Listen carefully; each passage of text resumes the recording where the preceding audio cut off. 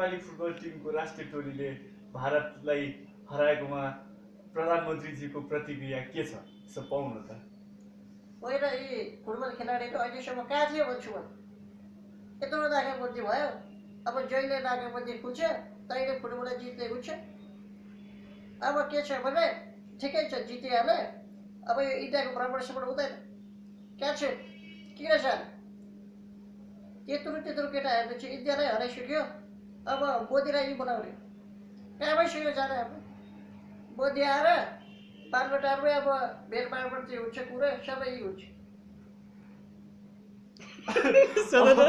अब सम्मान स्वरूप तपाईँले के प्रधान पाइपलाइनबाट के पठाउने विचार गर्नुभएको छ त? पहिलो कुरा त अब फुटबल खेल्न जान यो प्लेनबाट जानै पर्दैन।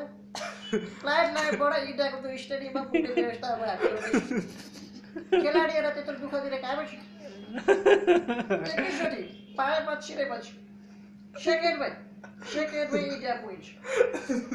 अब तपाईँ पुरस्कारको कुरा गर्नुहुँदैछ, पुरस्कार पनि उनीहरूलाई अब ल्याएर अगाडि दिने होइन, घरैमा पाइप लाइनबाट घरैमा सर्टिफिकेट छैन, घरैमा मेडल, घरैमा पुरस्कार पुगेछ।